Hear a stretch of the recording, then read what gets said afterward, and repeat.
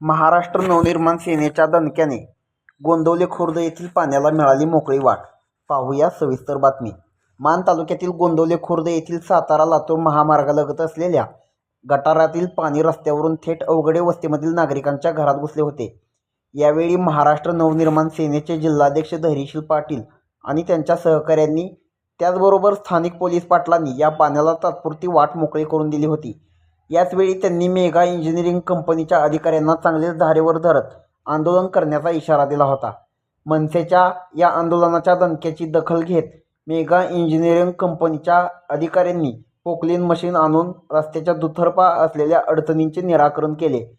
नाल्यामध्ये अडकलेले चिखल आणि दगड काढून टाकण्यात आले. त्यामुळे पाण्याचा मार्ग पूर्णपणे मोकळा झाला.